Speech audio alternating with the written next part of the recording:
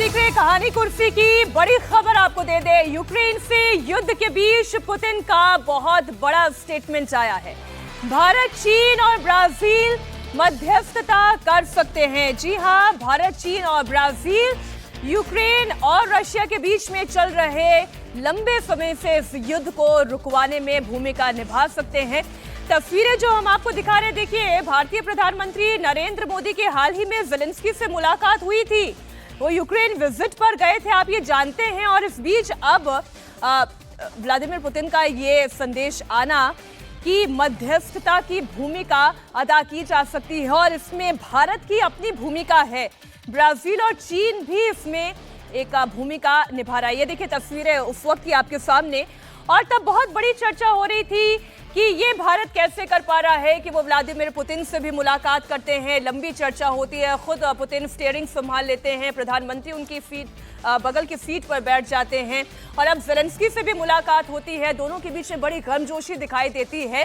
अब जो Vladimir Putin का ये स्टेटमेंट आया है, रशिया और यूक्रेन के बीच में मध्यस्थता की भूमिका भारत निभा सकता है।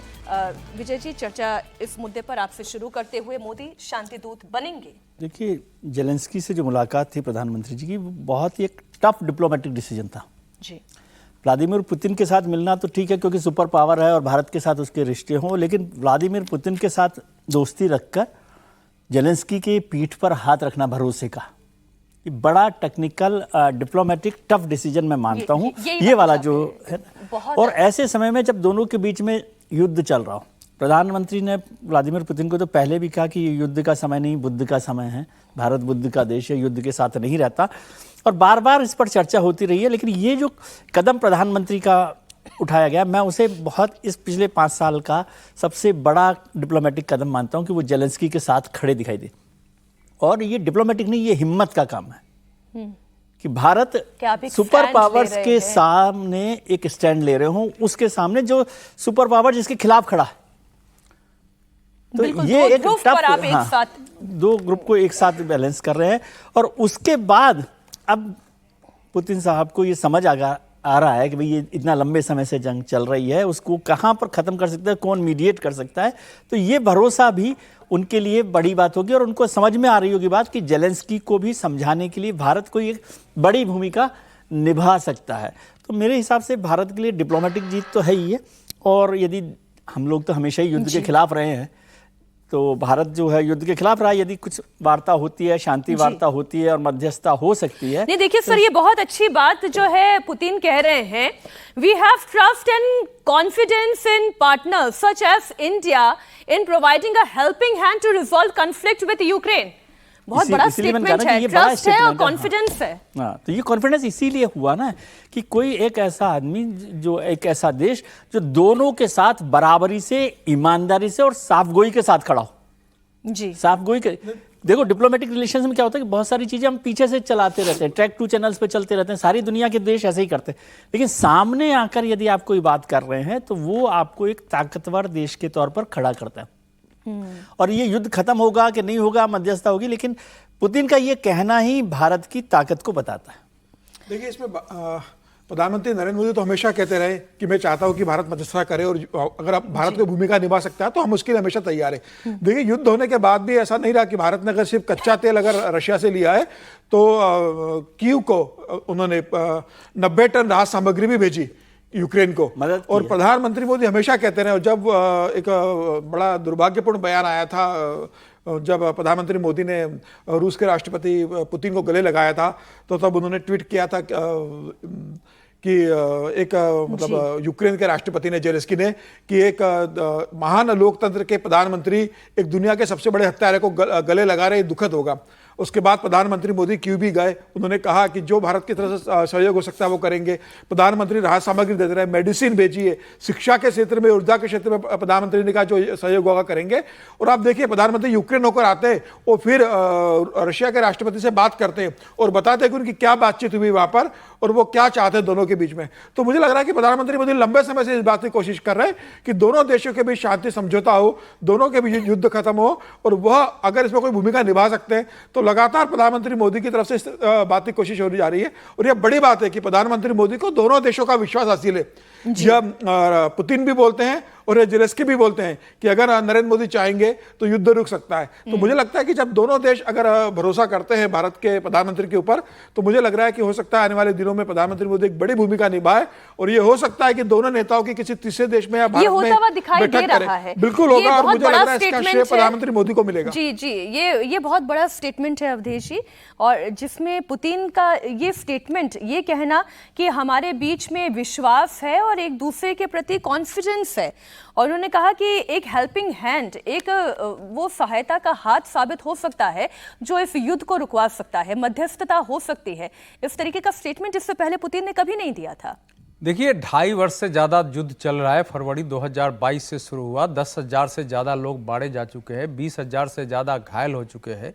अब उसमें ये पहले तो यह है कि अब पुतिन इसका मतलब शांति समझौता चाहते हैं। इसका पहला संकेत ये है, और इसमें उन्होंने जो कि भारत से प्रधान मिनिस्टर पहले भी जब वहां यात्रा पर गए थे तो उन्होंने कहा था कि ये युद्ध का समय नहीं है, और वो वीडियो पूरी दुनिया ने देखा। दोबारा वो 8 जुलाई को गए थे, फिर वो 23 अगस्त को इधर कीव में थे जब उनसे जेलेंस्की के साथ उन्होंने बातचीत की है। लेकिन अब समस्या यह है कि वो इसमें वो चीन का भी नाम ले रहे हैं। जब पुतिन ने यूक्रेन पर हमला किया था, उसके बाद वो किसी एक देश की यात्रा पर गए थे, तो वो चीन की यात्रा थी। 5,000 पेज का उनका ज्वाइंट स्टेटमेंट लगभग बना था, जिसमें और जो बताया जाता है कि दोनों के बीच ये समझौते हुए थे कि अगर रूस के विरुद्ध कोई देश दुनिया का सैन्य कार्रवाई के लिए आगे बढ़ेगा तो चीन फिर इसके साथ खड़ा होगा, क्योंकि चीन की भी नजर जो है वो ताइवान पर है। और एक माहौल ऐसा बना था कि अगर रूस यूक्रेन में सफल हो जाता है तो फिर चीन ताइवान में कार्रवाई कर सकता है, और पुतिन उसके विरुद्ध खड़े नहीं होंगे, जो दुनिया भर में ये बातें आई थी। तो जब वो चीन का नाम ले रहे हैं, तो चीन एक खुद विस्तारवादी देश है। चीन ने तिब्बत को हड़पा हुआ है, भारत का इतने वर्ग मील जमीन दखल किया हुआ है, तो वहां है। अब यूक्रेन चीन पर कितना विश्वास करेगा वो एक अलग पक्ष है। खासकर जब चीन आएगा तो बाकी जो नाटो के अमेरिका देश हैं उस पर कितना विश्वास करेंगे। ब्राजील का तो समझ में आता है, क्योंकि ब्राजील इस समय अनेक प्रकार से विश्व भूमिका में है। लेकिन चीन जैसे देश को अगर वो नाम ले रहे हैं तो अभी इसमें एक हिचक है, यानी भारत को मानते हैं, भारत को चाहते हैं, भारत के बारे में उनकी धारणा भी है, नरेंद्र मोदी के व्यक्तिगत कूटनीति और भारत के पक्ष को लेकर। क्योंकि जब रूस पर बैन लगने के बावजूद वहां की यात्रा करना ये सामान्य स्थिति नहीं थी। बैन के बावजूद अभी वो मंगोलिया गए थे, जो मंगोलिया और चीन के बीच आज तक संबंध नहीं है। प्राइम मिनिस्टर मोदी पहली बार गए थे। एक बौद्ध देश है जिसको कम्युनिस्ट बनाने की चीन ने पूरी कोशिश की, और यूक्रेन ने मंगोलिया को कहा कि इसको अरेस्ट करो, क्योंकि इंटरनेशनल क्रिमिनल कोर्ट से वो युद्ध अपराधी घोषित हो चुके हैं, और वो कहीं भी दुनिया में जाएंगे तो उस देश का उसके नाते दायित्व बनता है कि उनको अरेस्ट करे, जो उसका मेंबर है। मंगोलिया मेंबर है, लेकिन उसने अरेस्ट नहीं किया, ये कोई कर भी नहीं सकता है। तो इसलिए अभी जो है ये इच्छा तो उनकी दिखाई दे रही है। उन्होंने शर्त भी रखा है कि इस्तांबुल में बातचीत हुई थी, जहां था कि ये नाटो का मेंबर नहीं बनेगा और 3 जगह से सैनिक हटाएगा, उसके आधार पर आगे बातचीत संभव है। लेकिन अब यह है कि इसमें चीन का नाम आ गया। अब चीन के साथ की बात, क्या अमेरिका और पश्चिमी देश इसको स्वीकार करेंगे, यह महत्वपूर्ण स्थिति है कि चीन की इसमें क्या भूमिका होगी। क्या भारत वाकई उस स्थिति में है कि चीन के साथ बैठ करके भारत का नाम लेना अत्यंत महत्वपूर्ण है इसमें। लेकिन चीन के नाम पर जो है वो इंटरनल पॉलिटिक्स से भी थोड़ा सा एक रिएक्शन। हर्षवर्धन जी, मुझे तो याद आ रही है कि 2024 चुनाव से पहले जब प्रधानमंत्री नरेंद्र मोदी ने कहा कि मेरे फोन पर बात हुई है और युद्ध का समय नहीं है, बुद्ध का समय, तमाम तरीके की बात हुई थी, तब यहाँ इंटरनल पॉलिटिक्स क्या डिस्कशन चल रहा था कि अच्छा प्रधानमंत्री मोदी की सुनेंगे पुतिन। अब तो पुतिन खुद बोल रहे हैं। देखिए, मुझे लगता है कि कई बार हर देश के, हर कोई जो राष्ट्र होता है, समाज होता है, उसके कालखंड में एक बड़ा सुंदर समय आता है। वो उसका कैसे उपयोग करता है, इससे बहुत कुछ तय होता है। नरेंद्र मोदी भारत के लिए वो सुंदर समय है।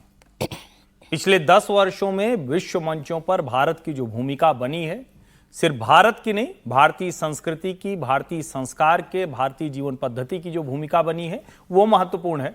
और पुतिन आज कह रहे हैं, पुतिन से पहले यूनाइटेड नेशंस के जनरल सेक्रेटरी ने बहुत साफ साफ कहा कि भारत अकेला देश है जो शांति करवा सकता है। क्यों? बिल्कुल ठीक कह रहे हैं अवधेश जी। चीन पार्टी है, पक्ष है, अमेरिका पार्टी है, पक्ष है। चीन रशिया को आर्म्स एंड एमुनिशंस दे रहा है, नेटो और अमेरिका वो यूक्रेन के साथ खड़े। बीच में देश कौन ऐसा है? दुनिया का और कोई ऐसा बड़ा देश नहीं जो उसी स्थिति में हो। भारत ने वो बैलेंस बनाने की कोशिश की, वो जोखिम लिया, वो एक तरह से कहें कि आलोचना समालोचना जो कुछ है वो सब किया, और नरेंद्र मोदी दोनों जगह जाकर जो बात कर रहे हैं वो दुनिया को सुनाई दे रही है। अब इससे वापस आने का रास्ता तो चाहिए। दोनों फंसे हुए हैं। जेलेंस्की को भी पता है कि हम कुछ नहीं कर पाएंगे, पुतिन को भी पता है वाइंड अप नहीं कर पाएंगे, इसलिए ये एक रास्ता दिख रहा है। अब हम बात करेंगे उत्तर प्रदेश की। उत्तर प्रदेश की बात किए बिना कहानी कुर्सी को तो हम विराम दे नहीं सकते, और उत्तर प्रदेश में बुलडोजर के बाद अब लड़ाई जाति पर आ गई है। सुल्तानपुर में हुए एनकाउंटर पर अखिलेश यादव ने सवाल उठाते हुए इस एनकाउंटर को फर्जी बताया। अखिलेश यादव ने आरोप लगाते हुए कहा कि मुख्य आरोपी से पुलिस ने जानबूझकर सरेंडर करवाया और बाकी आरोपियों के पैर में केवल दिखावटी गोली मारी गई, जबकि एक आरोपी जिसका नाम मंगेश यादव है उसकी जाति देखकर उसे गोली मारी गई। ये आरोप अखिलेश यादव लगा रहे हैं। समीर जी, जाति देखकर गोली मारी गई। देखिए, मुझे लगता है अखिलेश यादव पे मुकदमा दर्ज होना चाहिए। वो जिस कॉन्फिडेंस से कह रहे हैं कि भाई सरकार ने या पुलिस ने जानबूझ करके उसके पैर पे गोली मारी और वो अपराधियों से सरकार कुछ लोग मिले थे, साबित करे ना वो अखिलेश यादव, जो वो कह रहे हैं पूरे कॉन्फिडेंस के साथ कि इसके अंदर पुलिस शामिल है अपराधी को बचाने के अंदर, और बाद में जाति देखकर मारी जा रही है क्योंकि वो यादव था। पहले अखिलेश यादव को धर्म नजर आता है, जब कोई अपराधी मारा जाता है तो उनको धर्म नजर आता है कि एक धर्म देखकर योगी सरकार मार रही है। आज एक अपराधी किसी विशेष जाति का मारा जाता है तो उन्हें लगता है कि उनकी जाति से जुड़ा हुआ है, उनका वोट बैंक रहा है, तो अब उसकी राजनीति उन्हें करना पड़ेगी। योगी आदित्यनाथ बार बार जो उत्तर प्रदेश की जनता को बता रहे हैं 2024 के लोकसभा चुनाव के बाद कि जाति के आधार पर इन्होंने जो बांटने का काम किया है, धर्म के आधार पर इन्होंने जो बांटने का काम किया था, अब ये जाति के आधार पर जो वोट अखिलेश यादव कांग्रेस ने 2024 के लोकसभा चुनाव में मिले, अब उसको लेकर ये लगातार इस तरह का नैरेटिव बनाने की कोशिश अखिलेश यादव कर रहे हैं, क्योंकि अखिलेश यादव को पता है कि अब कुछ दिनों बाद 10 सीटों पर उपचुनाव होने वाला है विधानसभा का, और ये नैरेटिव जब तक वो चलाएंगे, जब तक इस बात को लेकर चलेंगे, 2027 दूर नहीं है। 2027 का विधानसभा चुनाव लड़ना है, तो जब वो जाति की बात करेंगे, जब वो इस तरह के नैरेटिव सेट करने की कोशिश करेंगे और ये बताएंगे कि दलित के साथ, ओबीसी के साथ, पिछड़े के साथ यह सरकार जानबूझकर इस तरह व्यवहार कर रही है, वो अपराधी नहीं देख रहे उसके अंदर कि एक अपराधी और एक डकैत को मारा गया है, उनको उसकी डकैत में जाति नजर आ रही है। तो मुझे लग रहा है कि देश की जनता और उत्तर प्रदेश की जनता को भी ये देखना चाहिए कि अखिलेश यादव एक अपराधी के अंदर धर्म देखते हैं और एक अपराधी के अंदर जाति देखते हैं। मुझे लग रहा है जो बार बार वीडियो भी जो सामने आया उसके बाद फिर ये थोड़ा बवाल और तनाव थोड़ा और बढ़ा है, क्योंकि एक और खबर लेनी है, बात असम की करनी है। मुख्यमंत्री हिमंता बिस्वा शर्मा ने असम के मियां मुसलमानों पर फिर बड़ा आरोप लगाया। हिमंता ने पहले कहा था कि वो असम पर मियां मुसलमानों का कब्जा नहीं होने देंगे। अब हिमंता ने आरोप लगाया है कि राज्य के नौगांव और मोरेगांव में मछली पालन में यूरिया का इस्तेमाल हो रहा है और इसकी वजह से असम में किडनी की बीमारियां पिछले 4 साल के मुकाबले काफी बढ़ गई है। आप हिमंता बिस्वा शर्मा का बयान पहले सुने।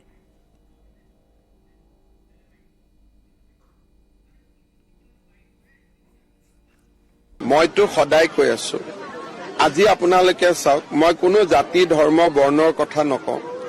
নগাঁও মৰিগাঁৱত যিমান মাছ হয় সবতে ইউৰিয়া ব্যৱহাৰ হয়, আৰু গুৱাহাটীৰ যিটো ৱেষ্ট, মই কি ৱেষ্ট নকওঁ, সেই ৱেষ্টবিলাকো আনি পুখুৰীত মাছ উৎপাদনৰ কাৰণে ব্যৱহাৰ কৰা হয়।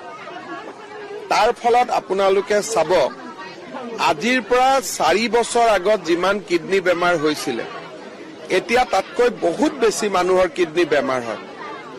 গতিকে যেতিয়ালৈকে খাদ্য আমি সুৰক্ষিত কৰিব নোৱাৰো, মাছৰ উৎপাদন বঢ়াৰ কাৰণে আন বহুত অৰ্গেনিক নিয়ম আছে, কিন্তু যদি শৰ্টকাটত যায় তেতিয়াতো কাম নহব। এই কথাবোৰ মই কোৱা নহয়, বিভিন্ন টিভি ইণ্টাৰভিউত এই খেতিয়কসকলে কৈছে যে আমি ইউৰিয়া ব্যৱহাৰ কৰো।